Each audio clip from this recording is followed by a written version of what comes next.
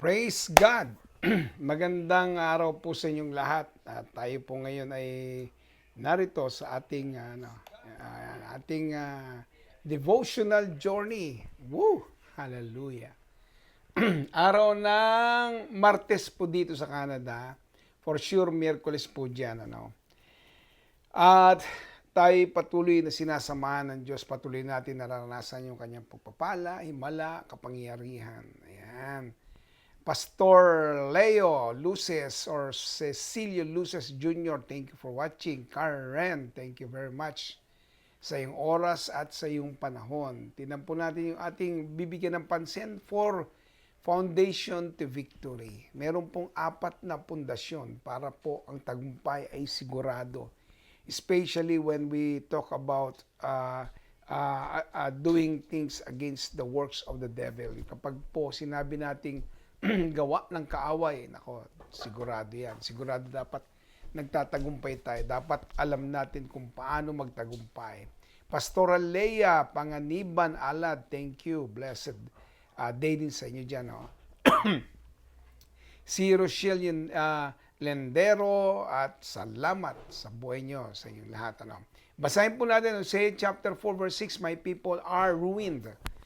Ang aking mga tao, or sabihin natin anak ang magandang gamitin. Ang aking mga anak ay nasisira at nawawasak. Because they don't know what's right or true. Yan, what is right or true, because you've turned your back on knowledge. Tumalikod ka sa katalinuhan sa kalaman. Ayan. At, sige, pagbati po, Rowena Lazaro Bautista, Pastora Ami De Castro, Pebs, Pastora Pebs Mendones, Pastora Vicky Banawa,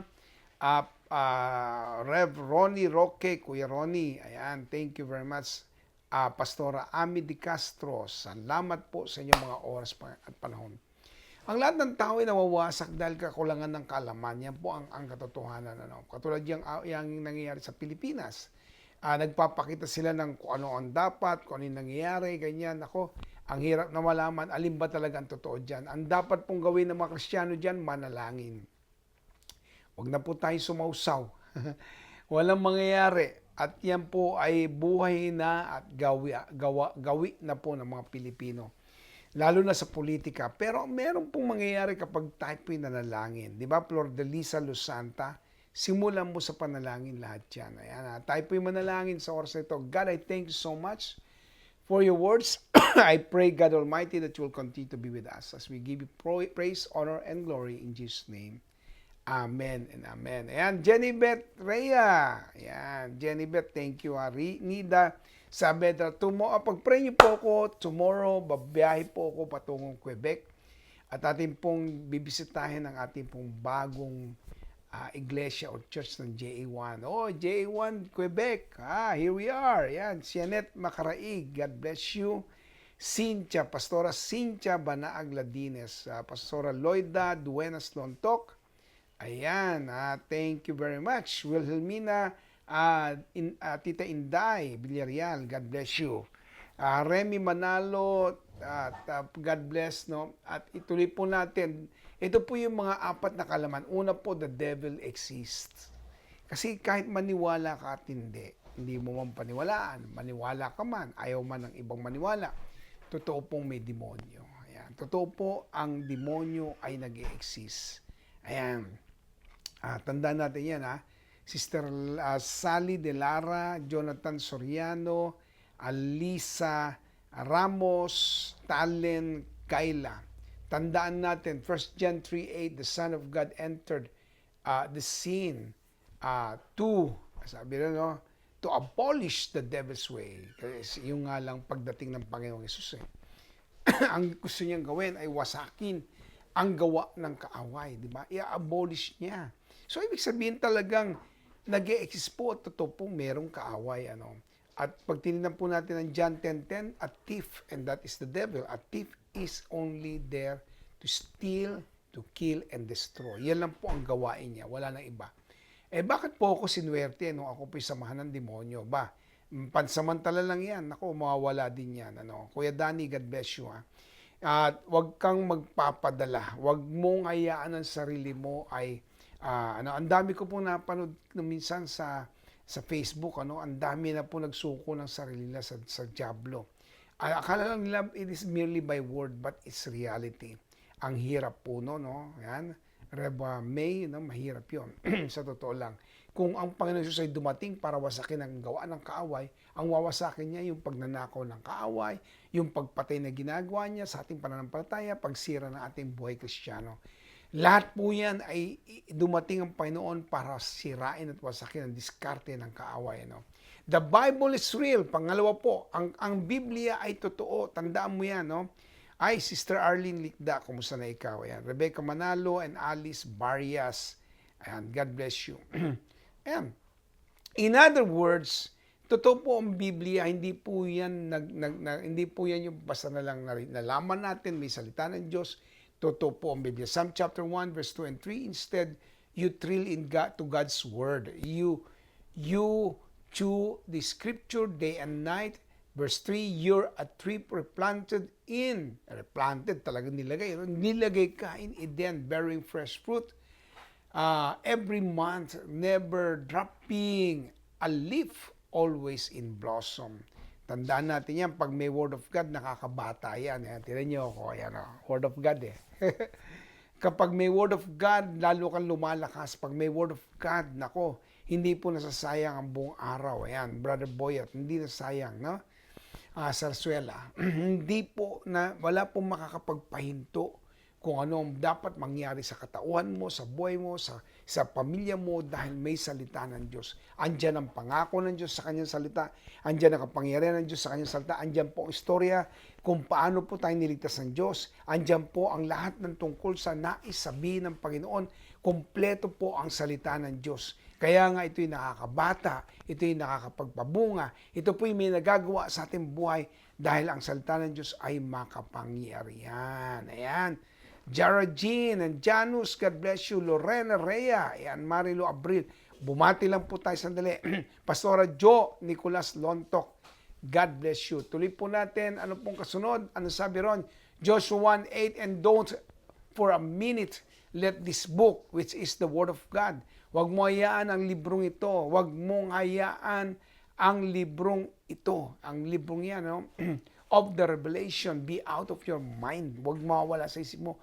Ang salita ng Diyos, ponder and meditate on it day and night, making sure you practice everything written in it, then you will get where you're going. Then you'll succeed. Magtatagumpay ka dahil diyan. Tandaan natin yan, Sister Myra, God bless you, Aurelio. Ayan, sabi ni Ate Ami, sabi ni Pastora Ami, Amen, dahil ang salita ng Diyos ang kanyang kapangyarihan. Totoo talaga yan. Talagang salita ng Diyos. Alam mo, wag mong lalayuan, wag mong ilalayo ang sarili mo sa salita ng Diyos. Pastora Jennifer Ramos, Maglaway, wag mong ilalayo ang sarili mo sa salita ng Diyos. Lagi ka nakatuon sa kanyang salita. Tandaan mo yan, And then, God is powerful. Wala nang pwedeng magsabi na hindi totoo ito. Talagang Matthew 19 verse 26. Looking straight into their eyes, Jesus replied, humanly speaking, because no one can save himself, but what seems impossible to you is never impossible to God. Ano mang imposible sa iyo, sa Diyos walang imposible. Ganon katindi ang Diyos. Ganong makapangyarihan ang Diyos. May kailangan ka, walang imposible sa Diyos. Meron kang pinapanalangin, walang imposible sa Diyos. Malungkot ka, walang imposible sa Diyos. Tandaan mo, kahit na ano pong hingin natin, ano po ipanalangin natin, walang imposible sa ating Diyos. Pastora Net Magadya. Walang imposible sa ating lahat na naniniwala sa ating Diyos. If you believe, nothing is impossible. With God, nothing is really is impossible. And then, sabi ng Luke 1:37, not one promise of God is empty of power. Walang anumang kapangyarihan ng Diyos o pangako ng Diyos ay walang kapangyarihan. Lahat yan makapangyarihan. For nothing is impossible with God. Walang imposible sa Diyos. Lahat ng salita niya, punong-puno. Ito po'y may laman at ang bawat laman nito ay makapangyarihan dahil ito'y galing sa Diyos at walang imposible sa ating Diyos. Woo! Hallelujah! And finally, ayan po, yes, I believe. Yan po ang isang pinakamatindi rin na dapat meron ka. Naniniwala ako dyan, Lord. Naniniwala ako sa iyong salita. Naniniwala ako sa iyong pangako. Naniniwala ako na kapag nanalangin sa pangalan pa Jesus may magaganap. Naniniwala ako sa aking Diyos. Sa Diyos walang imposible. Naniniwala ako sa plano ng Panginoon. Naniniwala ako sa bawat alituntunin ng Diyos. Naniniwala ako na ang kanyang salita ay makapangyarihan sa aking buhay. Yes, I believe. Yes, I believe. You put it in your heart. You put it in your mind. You put it everything. No? Kaya tuwing umaga sabihin mo, naniniwala ako sa pangako mo, Lord. Naniniwala ako sa gagawin mo. May gagawin ka sa buhay ko. Kaya nga lagi natin ulit, di ba? The best is yet to come. Naniniwala ka doon. May gagawin ng Diyos. May mangyaring matindi. May magaganap na mangyayari, makapangyarihan. Woo! Hallelujah! Kahit anong pang nangyayari sa Pilipinas, isa lang ang nasa puso natin. I believe in God. I believe Him. I truly believe God. I truly believe in His name.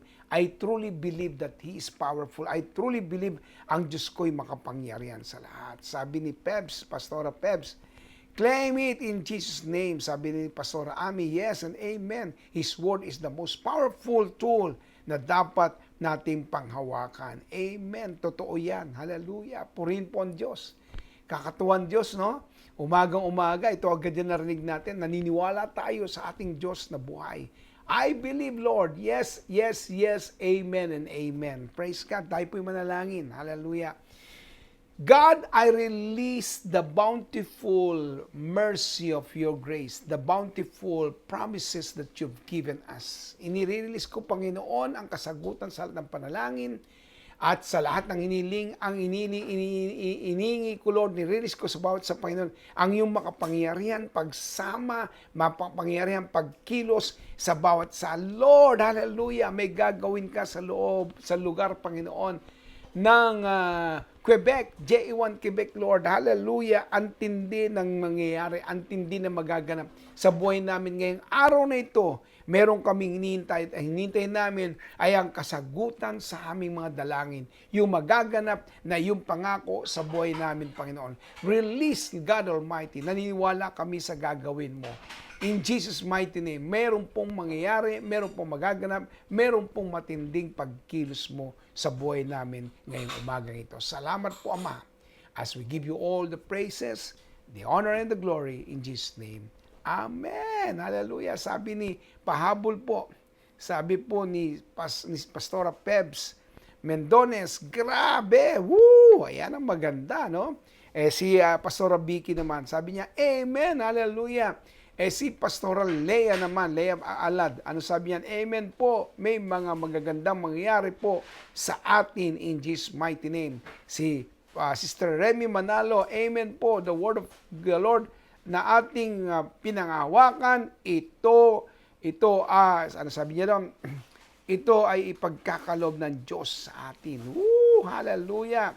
Thank you, Lord, sa wonderful message and for the life, I thank you very much. Glory to God. Si Shenet, hallelujah rin. Sister May, Pastor May, ay praise God.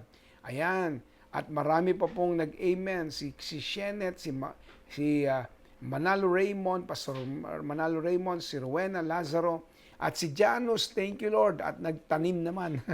Si Pastor Net, napa-amen din. Cynthia, Pastor Cynthia, itong mga pastor natin, no? Si Jennifer, Pastor Jennifer, ay napa-amen lahat. At si Angie, si Pastora Marilu Calves, napa-amen din. Grabe, ang dami nag-amen. Ang dami nag-agree. Yan ang gusto ng Diyos. Ang dami nag-agree, no? So, pagpalain po tayong lahat ng ating Panginoon. Salamat po sa inyong oras. Keep praying for me. Mission. 3 weeks po ako sa mission na ito. Ang dalangin ko ay maging matagumpay. Yan, hallelujah. Victory is ours. God bless everyone at pagpalain tayong lahat ng Panginoon. At iulitin ko, mahal na mahal ko po kayo sa ating Panginoon. God bless po. Amen and amen.